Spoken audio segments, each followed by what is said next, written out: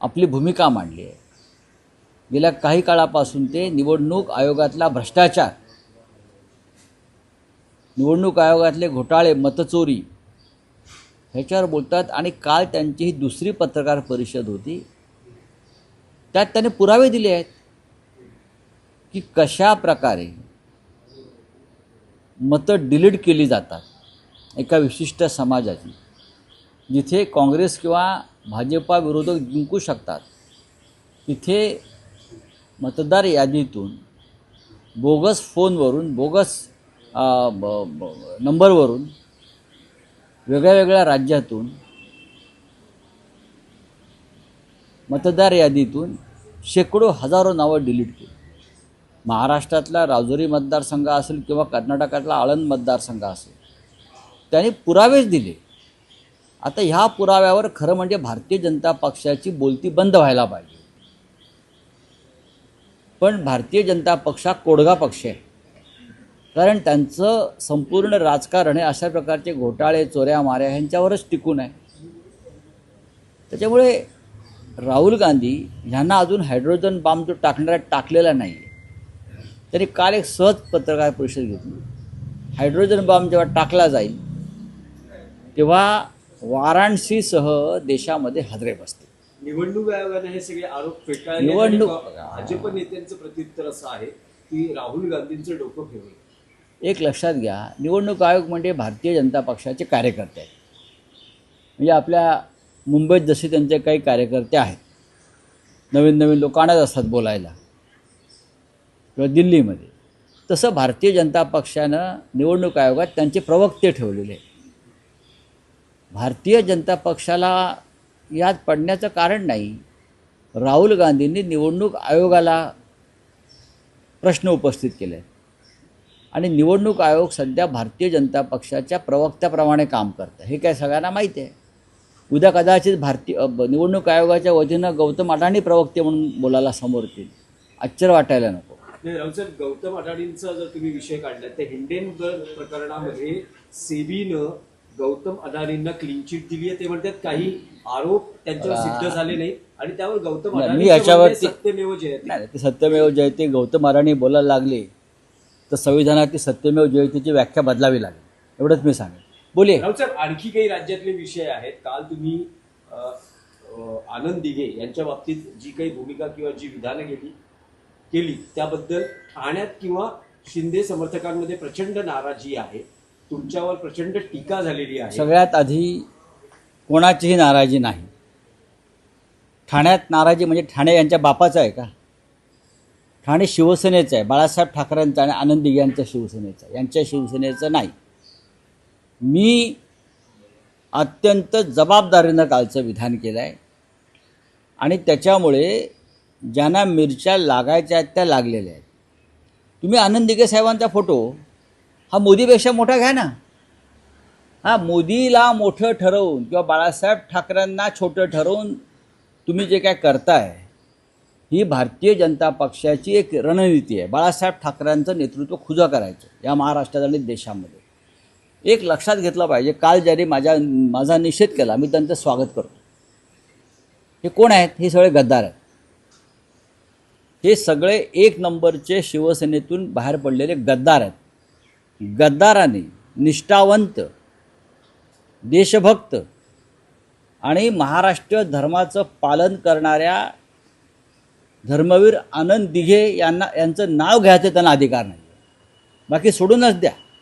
हे त्यांच्या नावाचं राजकारण करतात। आनंद दिघ्यांनी आमच्या कधी शिवसेना विकली नाही। व्यापाऱ्यांना, बिल्डरांना, शहा, मोदी यांच्यासारख्या राजकीय व्यापाऱ्यांच्या पायावर आनंद दिघ्यांनी कधी शिवसेना ठेवली नाही। आनंद दिघ्यांवरती अनेक संकट आली, त्यांना टाळाही लावला, म्हणून ते शेपूट घालून त्यांनी पक्षांतर केलं नाही गांडूसारखं। हे जे स्वतःला दिघ्यांचे शिष्य वगैरे समजतात ना, त्यांनी कधीही आनंद दिघे साहेबांनी, त्यांच्याने आमचे सगळ्यांचे संबंध होते चांगले। हे कालची पोरं आहेत सगळी, हां, हे बाहेर उभे राहणारे रस्त्यावरची पोरं आहेत सगळी ही आता काल आले ना, हे टेमिनेकाच्या बाहेर टपोरी करणारे सगळे पोरं आहेत। त्यांना आतमध्ये प्रवेश नव्हता। आनंद दिघे हे ठाकरे परिवारातले आणि शिवसेना परिवारातले एक महत्त्वाचे सदस्य आणि घटक होते. ठाकरे परिवाराचा आदेश त्यांनी कधी मोडला नाही.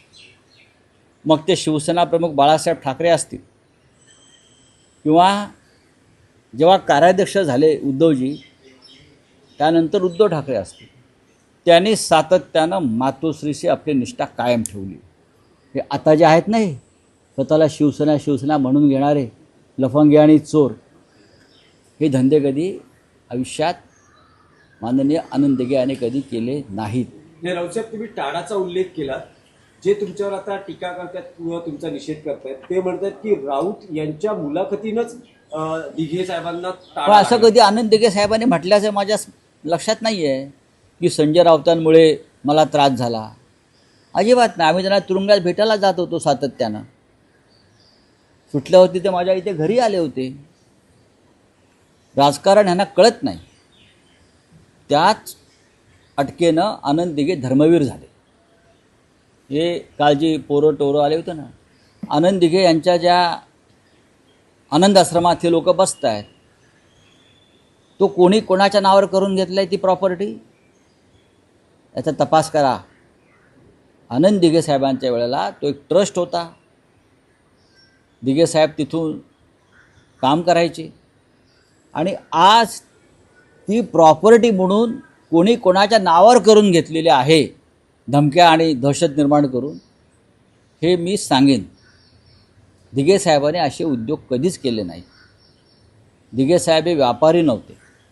त्यांनी शिवसेनेचा व्यापार केला नाही आणि त्यांनी कधीही कोणत्याही पदासाठी मातोश्री होती, मला स्वतःला काही पद पाहिजे, मला मुख्यमंत्री व्हायचं आहे, मला मंत्री व्हायचं आहे, मला नेता व्हायचं आहे, अशी कधीच मागणी केली नाही. ठाणेसारख्या जिल्ह्याचे ते एक सर्वोत्कृष्ट जिल्हाप्रमुख म्हणून त्यांनी काम केलं आणि ते महाराष्ट्रातले एक आदर्श जिल्हाप्रमुख असल्याचं बाळासाहेब ठाकरे वारंवार आपल्या भाषणात सांगत होते. जेव्हा दिघे साहेब होते तो काळ वेगळा होता. तेव्हाही अनेक पदं निर्माण झालेली नव्हती. मग उपनेते असतील किंवा ती प्रक्रिया सुरू झालेली नव्हती. नेते आणि नेत्यानंतर थेट जिल्हाप्रमुख. त्याच्यामुळे ह्यांना मिरच्या झोंबायचं कारण काय?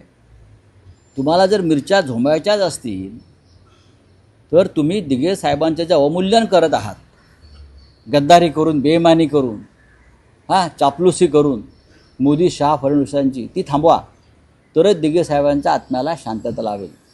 आणि अरे सोडाव कोण श्रीकांत शिंदे, अरे सोडाव श्रीकांत शिंदे, काय कोण श्रीकांत शिंदे? दिघे साहेब हयात असताना त्यांना विरोध केला असे आज अरे कोण श्रीकांत शिंदे बाबा? काय त्याचा संबंध आहे शिवसेनेशी? उद्धव ठाकरेंनी केलेला खासदार आहे तो. शिवसेनेत होता का कधी हा पोरग? हे माननीय उद्धव ठाकरे, त्याचा बाप गेला.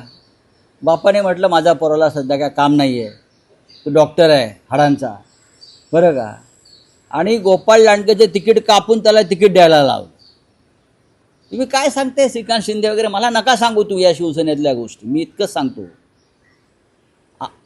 कोणते आनंद दिघे? आनंद दिघे नाही, आपले सध्याचे कोणते? नरेश नाही हो, खासदार काय कोण? अहो एकनाथ शिंदे. एकनाथ शिंदे. अहो थांबा ना, खूप चांगली माहिती देतो तुम्हाला मी. आज जे एकनाथ शिंदे आहेत ना, ते राजन विचारेचा त्याग, राजन विचाराने त्याग केल्यामुळे एकनाथ शिंदे शिवसेनेच्या मुख्य प्रवाहात आले. त्याबद्दल एकनाथ शिंदे यांनी रोज राजन विचारेचे पाय धुवून तीर्थप्राशन केलं पाहिजे. राजन विचारेचा त्याग. राजन विचारे सभागृह नेते होते. शिंद्यांच्या घरामध्ये दुर्घटना घडली दुर्दैवाने. ते सैरवीर झाले होते, दुःखात होते. त्यांना दुःखातून बाहेर काढण्यासाठी राजन विचारे यांनी आनंद दिघे यांच्याकडे प्रस्ताव ठेवला की साहेब, हा आपला कार्यकर्ता आहे, त्याच्या घरामध्ये दुर्घटना घडलेली आहे, त्यांच्या 2 मुलांचं दुर्दैवानं निधन झालं आहे, आपण त्यांना सभागृह नेते करून त्यांना आपल्या कामामध्ये सहभागी करून घेऊया. कळलं? हा राजन विचारांचा त्याग आहे. दिघे आणि राजन विचाऱ्यां त्याला उद्धव ठाकरे साहेबांनी मान्यता दिली. हो करा. एकनाथ आपला कार्यकर्ता आहे, त्याच्यावर डोंगर कोसळला आहे दुःखाचा, हे असे प्रसंग आहेत हो. हे आता काय आम्हाला निष्ठेच्या गोष्टी सांगतायत. हे कालची जे लफंगी पोरं रस्त्यावरती उतरलेली होती त्यांना काय माहिती आनंद दिघे, त्यांना काय माहिती तिकडले राजन विचारे, सतीश प्रधान, मोदा जोशी, माहिती आहेत का त्यांना हा पक्ष तिथे कोणी उभा केला.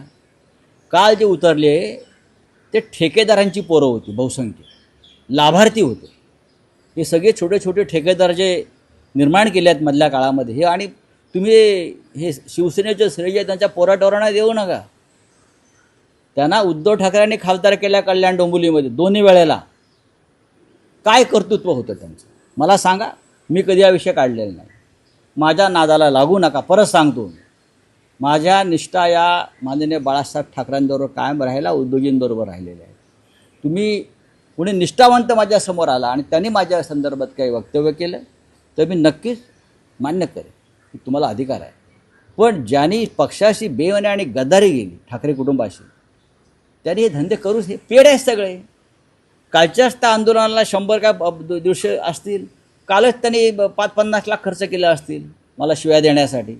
त्यांचं राजकारण ते आहे ना. चला, थँक्यू. एक आहे की त्याच शिंदेच्या भागामध्ये आज राज ठाकरे अंबरनाथ, कल्याण डोंबिवली असा दौरा करता आहेत. शिंदेना घेरण्याची व्यूहरचना ही आहे का? शिंदेना घेरण्याची गरज काय. कारण एका बाजूला उद्धव ठाकरे, राज ठाकरे बघा योद्ध्याला घेरतात, योद्ध्याला घेरतात. डरपोकांना कोणी घेरत नाही. योद्धा असतो ना, चक्रव्यूह शिरून लढतो आहे प्राणपणानं माझ्या देशासाठी, धर्मासाठी, पक्षासाठी, त्याला घेरण्याची रणनीती होते.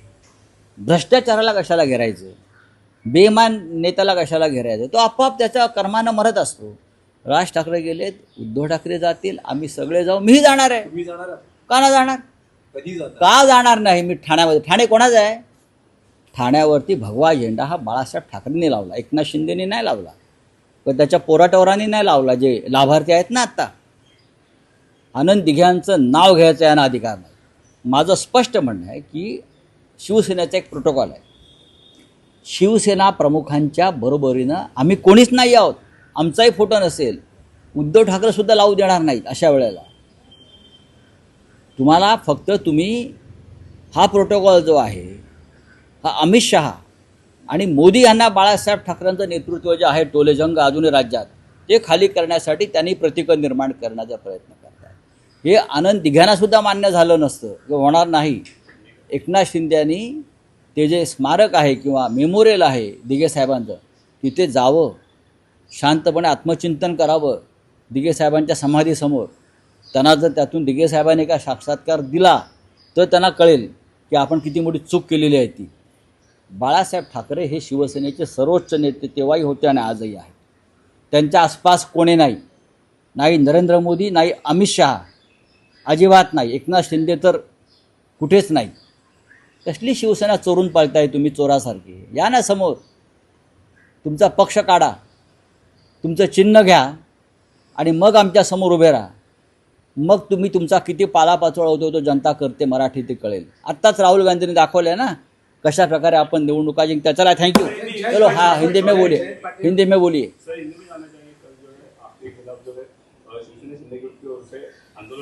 अरे वो चोर लफंगे लोग हैं. वो शिंदे गट क्या है. वो अमित शाह की सिस्टर कंपनी है, छोटी कंपनी है. ATM मशीन है अमित शाह की मुंबई की. ये शिंदे की जो सेना है, ये देश के गृह मंत्री अमित शाह, उनकी ATM मशीन है मुंबई में और ठाणे में. हाँ, वो ATM से पैसा निकालते हो दिल्ली में जाता है सर. आप उनकी क्या तुलना करते हो. ये लोग बाला साहब ठाकरे का फ़ोटो इस्तेमाल करते हो. ये सबसे बड़ा घोटाला है. और इस ATM के बदले में अमित शाह जी ने उनको, चुनाव आयोग को भ्रष्ट करके उनको शिवसेना और हमारा सिंबल दिया है. ये एक व्यवहार है, सौदा है, बस, बाकी कुछ नहीं. Thank you.